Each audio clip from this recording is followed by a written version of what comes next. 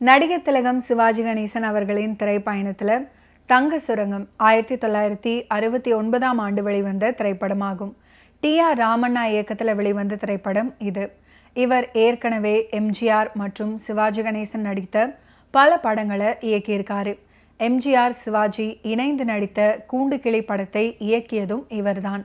இந்த தங்க சுரங்கம் திரைப்படத்தில் சிவாஜி கணேசன், பாரதி முன்னணி கேரக்டரில் நடிச்சிருந்தாங்க. மேலும் வெண்ணிற ஆடை நிர்மலா, ஓ.ஏ.கே. தேவர், எஸ். வரலட்சுமி, மேஜர் சுந்தரராஜன் உள்ளிட்ட பலருமே நடிச்சிருந்தாங்க. ஜி. பாலசுப்ரமணியம் அவர்களின் கதைக்கு சக்தி டி.கே. கிருஷ்ணசாமி அவர்கள் திரைக்கதை எழுதியிருந்தார். ஈ.வி.ஆர். பிக்சர்ஸ் நிறுவனத்தின் ஈ.வி. ராஜன் அவர்கள் இந்த படத்தை ப்ரொடியூஸ் பண்ணார். டி.கே. ராமமூர்த்தி இசையமைக்க கண்ணதாசன் பாடல்கள் எழுதினார். நான் பிறந்த நாட்டுக்கு எந்த நாடு இனியது, கட்டழகு பாப்பா கண்ணுக்கு, சந்தன குடத்துக்குள்ளே உள்ளிட்ட பாடல்கள் இந்த படத்துல இடம்பெற்றிருந்தன. இந்த பாடல்கள் அனைத்துமே ஹிட் ஆகியது. சிவாஜி அவர்கள் எத்தனையோ படங்கள்ல காவல்துறை அதிகாரியாக நடிச்சிருந்தாலும் அவர் ஜேம்ஸ் பாண்ட் பாணியில் நடித்த ஒரே ஒரு திரைப்படம் தான் தங்க சுரங்கம். சிபிஐ அதிகாரியாக இந்த படத்துல அவர் சூப்பராக நடிச்சிருப்பாரு. இந்த படம் மிகப்பெரிய வெற்றி பெற்றது.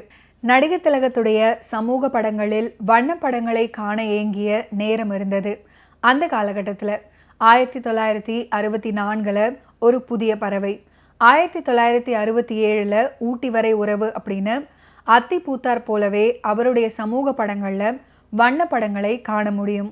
மற்றபடி நடிகர் திலகத்தின் வண்ண படங்கள் அப்படின்னா அது திரு ஏபிஎன் எடுத்த திருவிளையாடல், சரஸ்வதி சபதம், கந்தன் கருணை, திருவருட்செல்வர், திருமால் பெருமை போன்ற புராண படங்கள் தான். இப்போதுள்ள திரைப்படங்கள் அப்படின்னாலே வண்ணம் தான் அப்படின்னு முன்னேறிவிட்ட காலம் இது. அப்போதெல்லாம் அப்படி இல்லை. எப்போதாவது தான் வண்ண படங்கள் வரும். 1964 அறிமுகமான ஜெய்சங்கர் கூட கிட்டத்தட்ட 15க்கும் மேல கருப்பு வெள்ளை படங்களில் நடித்ததுக்கு அப்புறம்தான் முதல் வண்ண படமாக பட்டணத்தில் பூதம் அப்படின்ற படத்துல நடிச்சாரு. ரவிச்சந்திரன் முதல் படமான காதலிக்க நேரமில்லை வண்ணத்தில் அமைஞ்சது. தொடர்ந்து இதய கமலம், நான், மூன்றெழுத்து, உத்தரவின்றி உள்ளேவா, அதே கண்கள் அப்படின்னு வண்ண நடை போட்டாரு.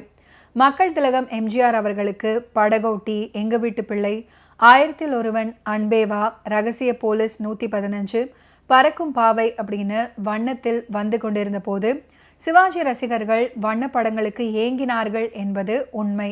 அவர்களுக்கு தீனி போட்டது ஏபிஎன்னின் புராண படங்கள் மட்டுமே. எம்ஜிஆர் அவர்களை வைத்து வண்ணத்தில் ஒளிவிளக்கு, அன்பேவா படங்களை எடுத்த ஜெமினி வாசன் மற்றும் ஏவிஎம் செட்டியார் ஆகியோர் கூட நடிகர் திலகத்தை வைத்து மோட்டார் சுந்தரம் பிள்ளை, உயர்ந்த மனிதன் ஆகிய படங்களை கருப்பு வெள்ளையில் எடுத்து சிவாஜி ரசிகர்களுக்கு ஏமாற்றம் கொடுத்தாங்க. மற்றபடி நடிகர் திலகத்துக்கு தன் திறமையை காட்ட கருப்பு வெள்ளை ஒரு தடையாக இல்லை என்பதோடு அவரது நடிப்புக்கு சவாலாகவும் திறமைக்கு உரைக்கல்லாகவும் அமைந்தவை யாவும் பாவ மன்னிப்பு, பாசமலர், பழனி, நவராத்திரி, ராமன் எத்தனை ராமனடி, தெய்வ மகன், வியட்நாம் வீடு உள்ளிட்ட கருப்பு வெள்ளை படங்களே. இந்த படத்தின் ஆரம்பத்தில் 2ஆம் உலகப் போர் நடைபெற்று கொண்டிருக்கும் வகையில் காட்சி ஆரம்பிக்கும். அப்போது பர்மாவிலிருந்து இந்தியாவுக்கு செல்ல இந்தியர்கள் முயற்சி செய்வாங்க. அப்போது வரலட்சுமி தன்னுடைய மகனுடன் கப்பலில் ஏற செல்லும் போது கப்பலில் இடமில்லை அப்படின்னு கூறி மறுத்து விடுவாங்க. ஆனால் தன் மகனாவது இந்தியாவுக்கு செல்ல வேண்டும் என்று அவர் ஒரு பாதிரியாருடன் மகனை அனுப்பி வைப்பாங்க. அதுக்கப்புறம் நீண்ட வருடங்கள் கழித்து பள்ளி குழந்தைகளோடு வந்து கொண்டிருக்கும் வரலட்சுமி எதிரே வரும் பாதிரியாரை கண்டு திகைத்து நிற்க பாதிரியாரும் திகைத்து நிற்பாரு. அந்த பாதிரியார் வேறு யாரும் அல்ல, ரங்கூன்ல கப்பலில் ஏறும்போது வரலட்சுமி தன் மகனை ஒப்படைத்தாரே அந்த டாக்டர் ஜாவா சீதாராமன் தான். காமாட்சி அம்மாள் தன் மகனை பற்றி ஆவலுடன் விசாரிக்க அவன் தற்போது குற்றப்பிரிவு இலாக்காவில் உயர்ந்த பதவியில் இருப்பதாக சொல்வாரு. டெல்லியிலிருந்து வரும் விமானத்திலிருந்து டார்க் பிரவுன் கலர்ஃபுல் சூட் மற்றும் கருப்பு கண்ணாடியுடன் விமானத்திலிருந்து வெளியே வரும் நடிகர் திலகம் அறிமுகம். விமான அதிகாரியிடம் கை குலுக்கிவிட்டு தனக்கே உரிய ஸ்டைலுடன் படிகளில் இறங்கி வருவார். அவருடைய மேலதிகாரியான மேஜர் சுந்தரராஜன் போலி தங்கம் செய்யும் கும்பலை பிடிக்கும் பொறுப்பை அவரிடம் ஒப்படைப்பார்.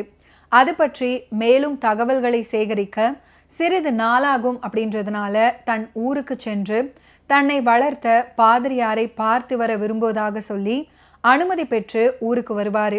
அங்கே பாதிரியார் அவருக்கு மிகப்பெரிய பரிசு தருவதாக சொல்லி சிவாஜியுடைய அம்மாவை அவருக்கு அறிமுகம் செய்து வைப்பாங்க.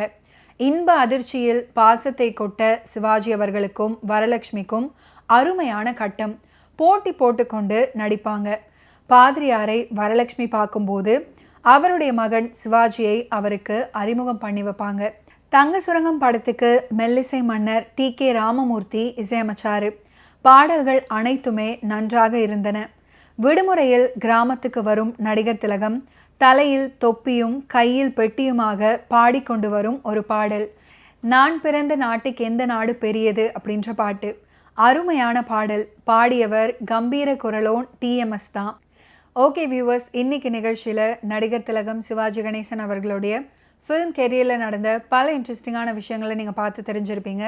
மீண்டும் அடுத்தடுத்த எபிசோட்ஸில் சந்திப்போம். நன்றி, வணக்கம்.